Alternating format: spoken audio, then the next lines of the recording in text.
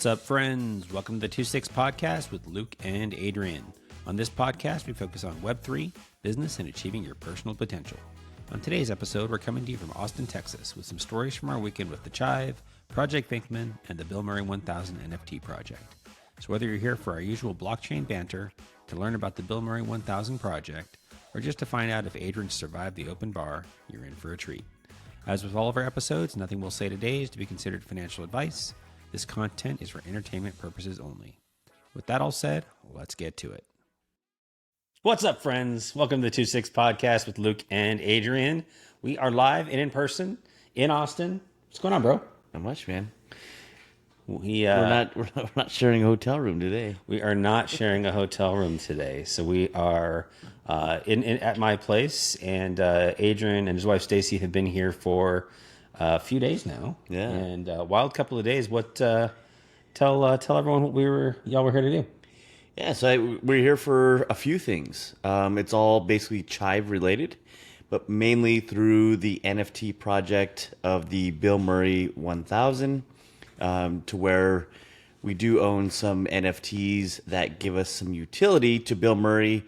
But granted, we didn't meet Bill Murray this weekend, but we do have a date in mind that they are actually going to have him here live in Austin. So we're super excited. But here this weekend, we were able to meet up with a lot of community members, with the CEO of the Chive, John Rezig. Did I say his last name right? Yeah, I think so. So it was basically really cool, and it's not just him, but it's also the employees too. That we've actually had some great opportunities meeting them and having a great time and truly surviving the open bar. Yeah, you had a little bit of a wild time with that open bar, as I recall. Oh, it was a little rough. So to be fair, so there was 3 nights total.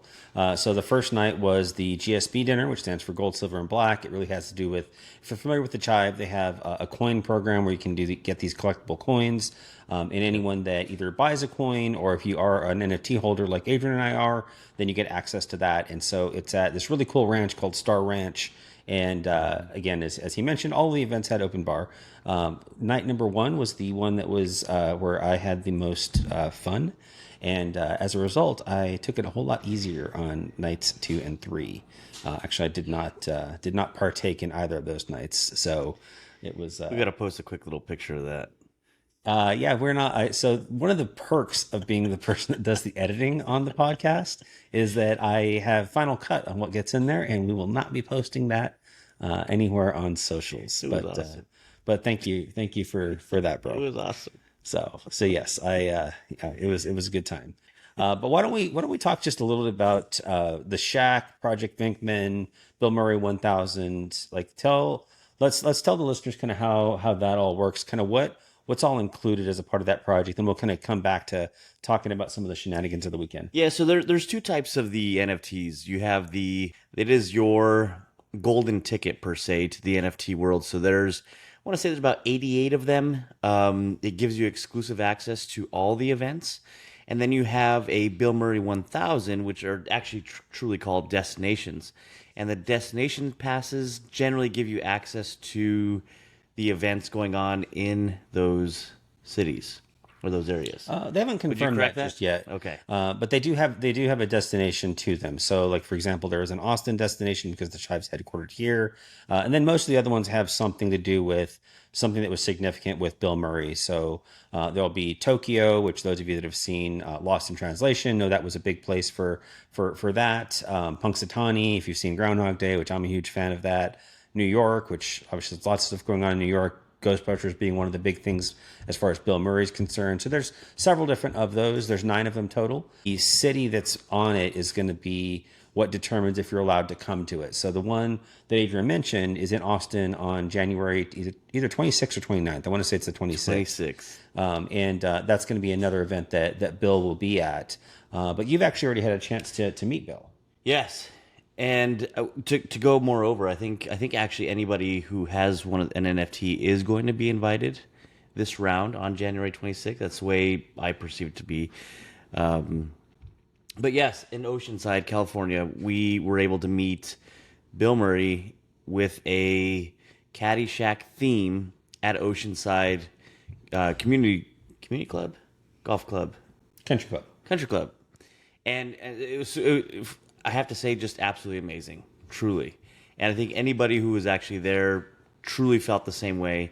To me, it was almost worth it in itself for the mint because it had true in real life utility. So it was awesome. Yeah. It truly was. I wish you were there. I had a little bit of FOMO. I was not able to go. So I think I might have mentioned on a previous podcast. I was not lucky enough to mint an original bill. I was there on mint day. Actually, me and Adrian were both there, ready to go. Had our ETH all set in our accounts, and just the way that mint happened to go down, there was a little bit of luck involved for some folks that got it. It was a little bit of a tough story. So we normally, if we're going to do the same mint, we'll kind of do like a pregame. We'll talk before, then we kind of go into the zone, do the mint, and then we'll kind of debrief afterwards. Well, I got the call from Adrian. He was excited to talk about his mint. I was very unhappy that I did not acquire a original bill, and it took him till a little bit later on in the day to tell me that not only was he successful with minting 1, he was able to mint 2. Meanwhile, I was able to mint 0. I did make my way back to it when they did the second round with the destinations mint. So I have a Chicago bill. And so I'm able to come to many of the events. It's just not quite as great of utility as Adrian and the other original bills get. There was an FML text in relayed. I was a little bit upset. But no hard feelings. Love the Chive. Love everyone there. I know it was just kind of one of those things, testing out a new mechanism, and I think that it still all worked out in the end. So I'm still yeah, very you're still happy coming. Yeah. You just missed the one, but I mean, other than that, I mean, you've actually went to all the events. Yeah, so absolutely. It's been cool. Yeah, so definitely have had a chance to go to all the events, minus the Oceanside event. But yeah, so there's a few other things that kind of come along with this process. So when we did the mint, one of the things that's kind of cool is that it wasn't just the digital item that you got. If you were the original minter, you also were able to get a matching coin. So my Bill Murray NFT is number 41 in the collection, and so I have a silver coin that matches that. And so Adrian and anyone else that minted as well has that coin. And one of the neat things about that is that gold, silver, and black dinner, which we'll talk about here in a second, if you got that coin, you're going to get to go to that forever. So even if you sold the NFT, you would be able to have access to that event as well. But let's talk about the GSB dinner and kind of what that all entails. Yeah, so I mean, I think, you know, this is our second one that we went to. Our first event was last year, and basically it's in a nice little secluded ranch. A lot of other community members through the NFT and also through Chive or Chive charities are present. So it's a cool. They've got basically different little themes where they're selling other Bill Murray or any other type of Chive coins. Food, I have to say, the quail wrapped in bacon is off the chain. I love it. Anyway, but with that being said, they have a dinner, they have an open bar, they have a whiskey tasting, which was I didn't do it last year because the line was really long, but that was actually really cool too. Live bands, music. I mean, just overall an absolute great time. Because it was what was it, about 3 hours, 4 hours? Something like that, yeah. So it was, I mean, long enough. And then I think we all followed up with, because we do an after party too. That night we did not. So some people did. So I think as you might have gathered, so this event was in Austin, Texas. So Star Hill Ranch is out in Bee Caves, just a little bit further out. So what a lot of people do with that event is they'll actually be a part of a party bus, and so they'll have these party buses that take you out to Bee Caves, which is about a half an hour, 45-minute drive outside of Austin, and then it'll bring you right back downtown. And so the Chive actually owns a few different venues throughout Austin. So obviously they have their headquarters, which we'll probably also talk about, but then they have a bar called Shiner Saloon, and so a lot of people went there. We had a pretty long night, or pretty eventful night, and so we opted to go to Adrian's favorite late night pizza place in Austin, which is called The Onion, which no relation to the Chive, but Onion Chive kind of similar. Yeah, Luke introduced it to me in the very beginning, and I've been stuck and hooked. So Stacy and I both love it, and I didn't get a whole pie, but I did get a couple of slices. So it is good stuff. So shout out to Doug. Doug's the owner of the Yes. Onion, and he always does a great job making the pizzas. And so yeah, so it is his go to place. There's lots of other great places in Austin to get pizza. I try to convince him to try, but he has just a very strong I'm a loyal guy. fanship of that. But yeah, so we had a chance to go to that. Did not make the after party there, but as we'll talk about, there was a lot of other stuff going on throughout. And we're trying, and we knew, and we needed to pace ourselves, which I think we did okay. I think we both had a moment, or at least one night, where we got a little we did off pace, but we did good. we did. We did good. We did. So I wanted to chat just a little bit before we talk about the next night, just kind of how you can get access to that. So obviously the mint is complete for the Bill Murray 1000, but if you are a fan of the Chive or interested in doing anything like this, it is something that other people can get access to. So if you go to the Chive's website, you're actually able to, if you buy a coin anytime throughout the course of the year, then that gives you access to it. So if you aren't sure if you want to kind of go all the way into minting one of the Bill Murray NFTs, or in the future if they do have other collections, that's one way to kind of just get a little bit of a taste of it, is to buy one of those. I think the cheapest one that you could have bought for this year was $50. It was a black Bill Murray coin. Then they have other ones too. They have some that are collector's items, that kind of thing. You can also find them on eBay. Sometimes people will sell their coins and that kind of thing. So really that event is very much centered around the coin element of it. And they have usually special edition ones you can buy there as well. But overall, just a blast. There's other employees of the Chive and Project Venkman, which is actually the Web3 component that puts on that part, folks from that area as well. So good stuff. Yeah, so that was the first night. We went the second night. We actually had, so there's I would say, a sister company called Project Venkman. They had a little get together for the Project Venkman pass holders, which is another NFT that was given to some of the coin holders. I think for the most part it was given. I don't recall there being an actual mint. So usually folks that are very active in the community within either the Bill Murray 1000, or they actually have a few other projects that they work with. If you were a part of any of those, then you had access to certain things there. So it was cool. Just a small little venue with them, and then we had a VIP party that was there at the Chive headquarters, and that was also followed by another event at one of the local bars at Shiners.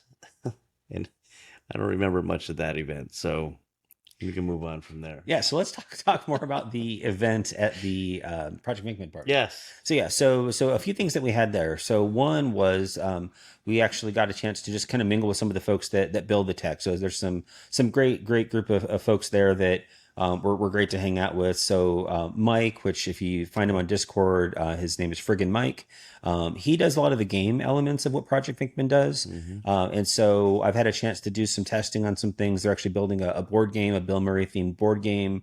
Right now you can play it or test it on Steam. They have a kind of a test version that you can do that. And there's a few other things that they're building, which are pretty cool. So I think that's one thing just kind of be on the lookout from Project Venkman, is kind of that gaming element. So they are really looking to kind of take that Web3 gaming and really focus more on the game itself and like just the fun of it. I don't expect that there's going to be any kind of like play to earn or other kind of tokenomics. It's really going to be more about, maybe play to own, maybe just play to play.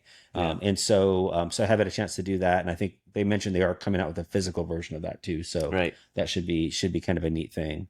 We also had a chance to win a Bill Murray destination. Yeah. You want to talk about that? Yeah, so they actually did just a small little crossword puzzle, which was actually kind of cool. I mean, I probably learned a lot more about some of the questions that were on there that were not necessarily easy, but it was just for fun, obviously. And they went ahead and raffled a Bill Murray destination NFT, which one of our good friends, his wife, actually won the thing. Didn't realize it until I started looking back into my photos because things were getting a little blurry at that moment. But that was cool. It was super cool to see them or her win that, and now she has her own NFT amongst probably some others. So yeah. I think, just one of those things. It wasn't like a huge event, but it was just, again, something that we could all kind of be a part of. Brings the community together, and it was fun. It was a good time. Yeah. One of the things I think was kind of cool with it too is again, just as we get to kind of hang out with some of the guys from Project Venkman, just kind of hearing some of the things that they're doing. One that I'm hoping we can eventually get Johnny onto the podcast. I think we might have some Yeah. other folks from there, but Johnny does a lot of the tech side of what they do. And one of the things he was talking about is just a cool thing that I think he either I don't know if he invented it or if he just brought it to the forefront, but an email based wallet.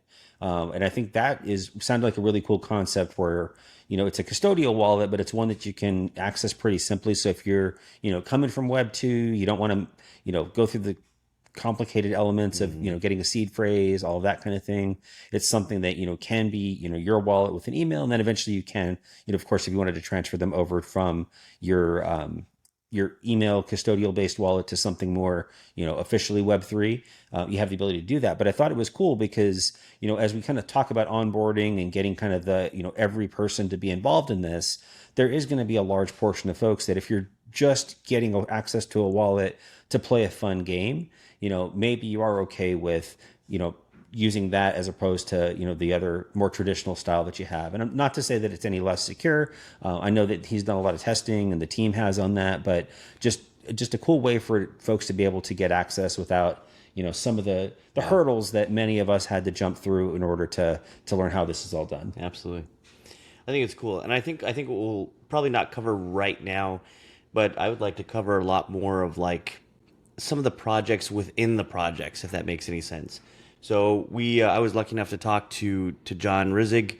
We really would like to get him on the podcast, which I'm working with him and his assistant Emily on getting that knocked out. So we'd love to hear more about how he started the Chive and everything, the business side of it all, and then also came into the idea of doing some of these NFTs and sister partnering up with Project Venkman with Gavin. Gavin's also one of the main guys at Project Venkman. We did confirm to get him on the podcast as well. So to get more of a deep dive from the creators, I think is huge, and we can have them kind of explain on how they got started in Web3, what they're doing now, and what they're going to do in the future. So I'm pretty excited about having them both on. Absolutely. Yeah. It's gonna be great. So one of the things that's just so cool about the in-person stuff, you just get to make all these great, connections, really hearing about what folks do, how they got into all this, that kind Yeah. of thing. Yeah, so it's been great.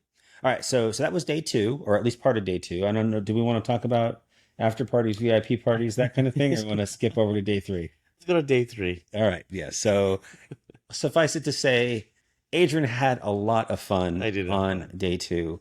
As some of you know, I'm currently in graduate school for blockchain tech, and I was a responsible student and came home and continued to work on my homework for law and regulation and blockchain.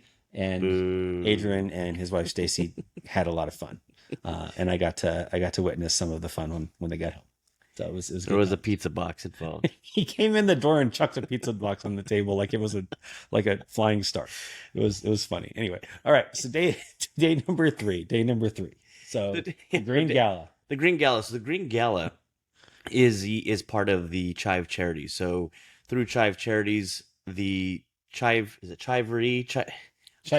Chivery is their store. So Chivery is where you you get can, all the they have a lot of variations on their Very- names and different things. So the Chivery is their store where you can buy cool Yes. T-shirts Yeah. and other things like that. But through Chive Charities, what they basically do is they do auctions. They were doing raffles. Stacy and I were absolutely lucky to meet some of the recipients of some of the charities and some of their family members. I was probably deeply moved by having them out on the dance floor, dancing with them. Stacy obviously was really good at dancing with them as well, and we were able to talk to them, talk to some of the donors who actually were donating to help get some of the needed items like a wheelchair accessible van, any type of other little tools or whatnot that they may need to help get them whatever out of bed or just help them on their day-to-day life. So it was really moving to me to hear those stories of the people that the Chive or Chive Charities has actually helped, and actually talking to the donors and also talking to the recipients. So it was a totally different, moving thing in itself to really be a part of. So for me, I mean, especially for Stacy, she's like, man, she found it. She found her way in. She's like, I want to do more of this. So I mean, it was cool. It was a great experience, and it's definitely kind of a moving thing that the Chive is doing on the charity side. So we can kind of go more into, which we don't maybe know, is if the mint was involved to help raise money for the charity. Well, I know that it was originally. So when they did the original mint for the Bill Murray 1000, so I think some of the mints went to just funding the project, that kind of thing. Obviously, everyone that Yeah. runs this needs to have a way to keep their operations moving, that kind of thing.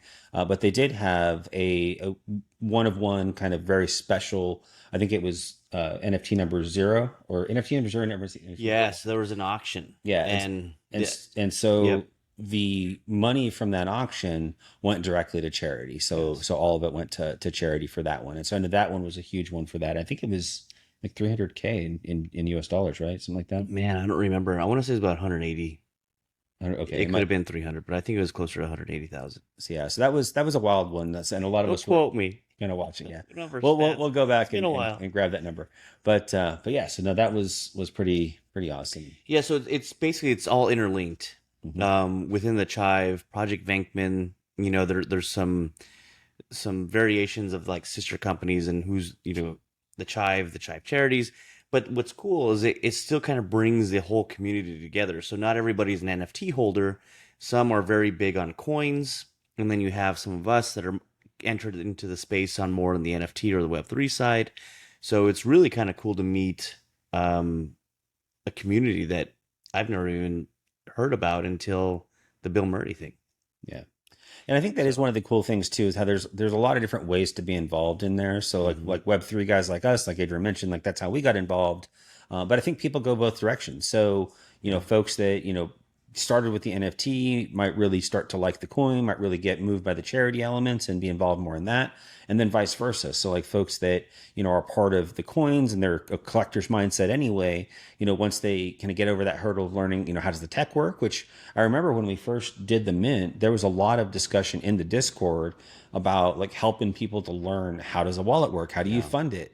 A lot of people ran into problems at the beginning because like many of us, I know I did, is getting money from fiat into the blockchain. It was hard at first because if you first start your Coinbase account or crypto.com account or whatever it is, usually there's a little bit of a waiting period until it's shown that, hey, this is a normal thing for you, it's trustworthy, so they don't hold your funds in there. And so Yeah. a lot of it was helping folks to do that. But I think one of the things that just kind of made me think of is I think there's going to be more and more projects like this where there's many different ways to be involved. So I think VFriends is Right. another good Yeah. example of that, right? Where, with VFriends, like sure, like there's the NFT, those are kind of the original thing.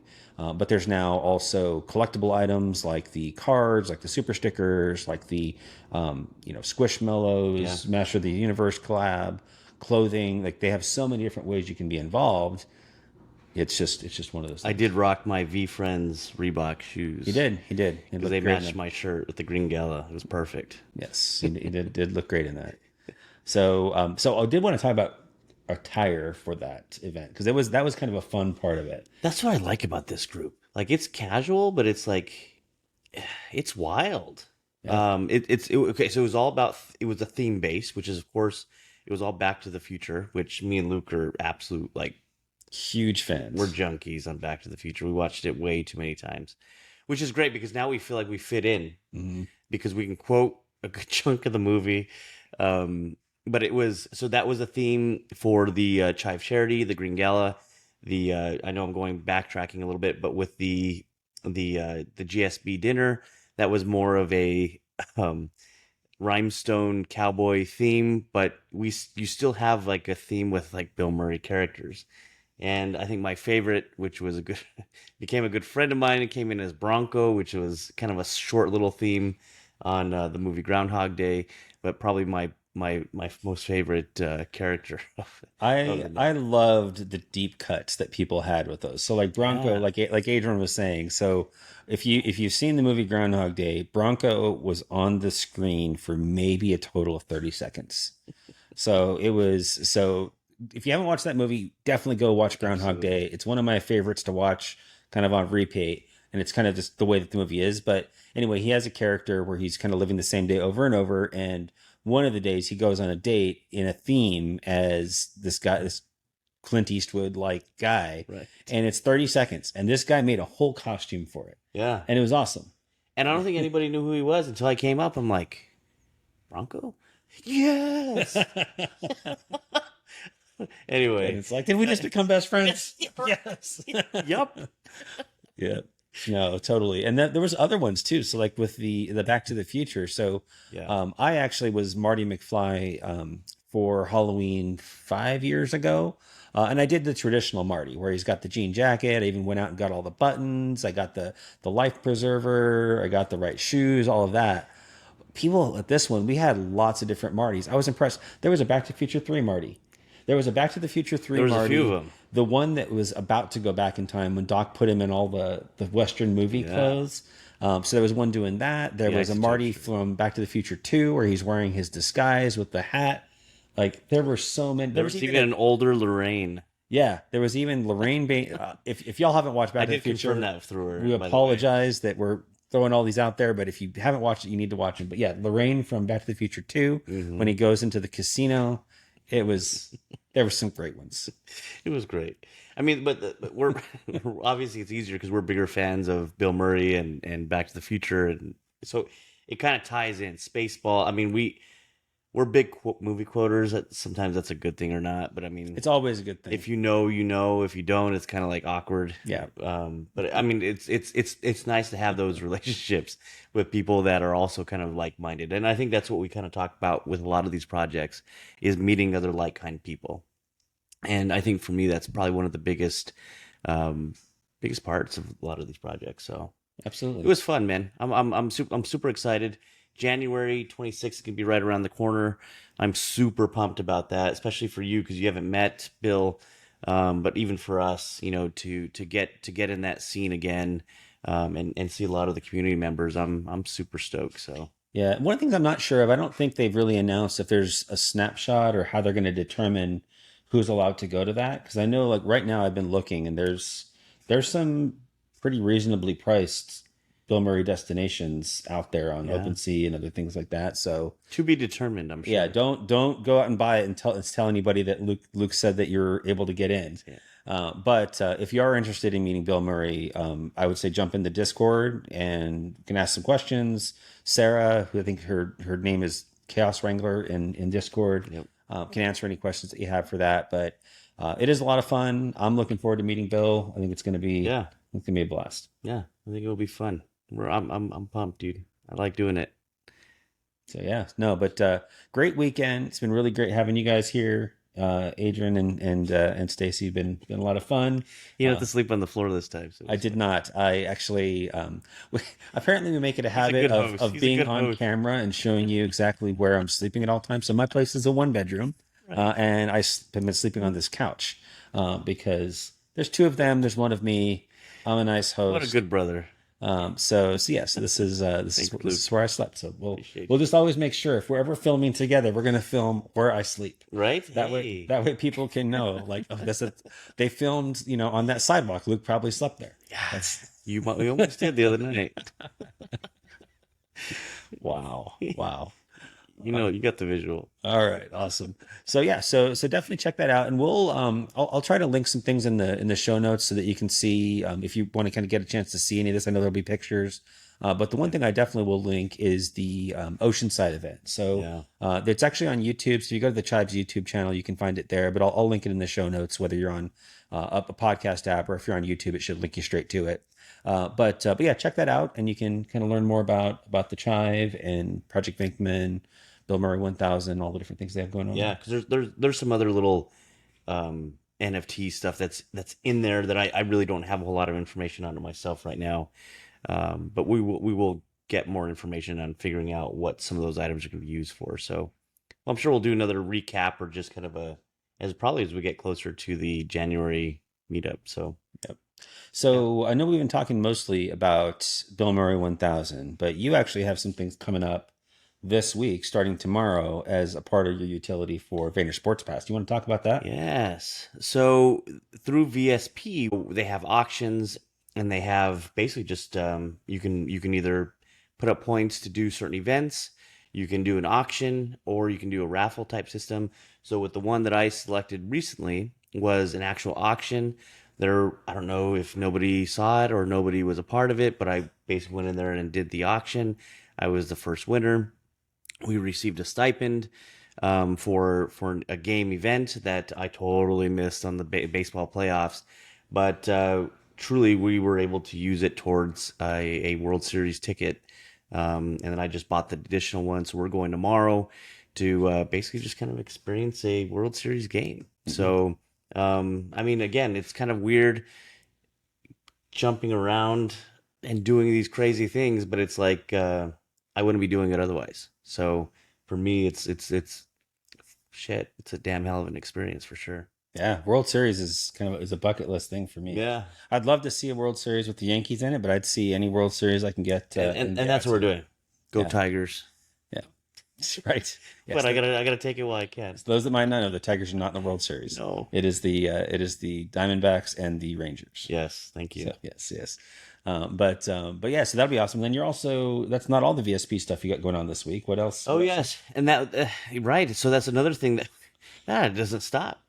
We are going to take a little tour at the Vayner office down in New York. So we're going to spend a couple of days down there, do the tour. We're turning it into a little more of an extended vacation, more for the two of us me and my wife, because not me, because I have a day job and I can't get out of that day job. I know. And we have a little extra time. So for us, it's just a great time. We don't get out much. I don't take her on dates as often as I should. So it's going to be some great time. We're excited to go hang out in New York, go see AJ, The Office, Michael, Cal. Maybe we'll get into some V-Friend stuff. Maybe not. But otherwise, it's always going to be a good time because those guys are great too. So I fully expect to see your face on one of those box breaks in there with Adam, maybe Gary, all those guys. I want you to pop in. I'm gonna photobomb they probably will. Yeah. No, what you need to do is you need to bring a cool card with you, and then say, "I'm giving this away as a holder to a holder." You need to do that. Hey. That'd be a cool thing to do. Yeah, and then Gary can sign it. Both y'all. Ooh, you could be the first dual signed one. You and Gary sign it together and give it to somebody. Right? And they'll be like, who's this Adrian guy that signed my card with Gary? Random dude. Yeah. You'll be famous. No one else has that. 15 seconds of fame. Unless they signed it themselves. No one else got two signatures. It's a good idea, Luke. All right. Shit. I'm going to have to take a few things with me. There you go. Cool, man.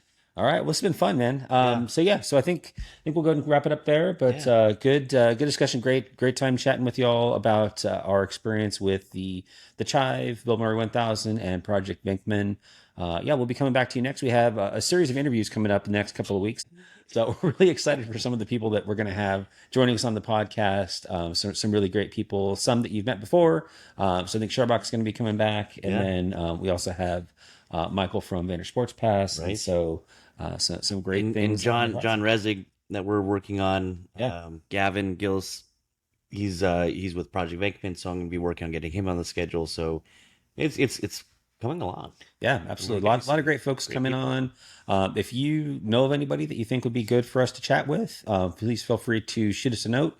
So just either comment on whatever podcast app you're using, or you can reach us on Twitter/X. Always happy to connect there as well. But with that, listeners, if you enjoyed today's podcast, please like, review, and subscribe. And with that, we will chat with y'all again soon. Too sick.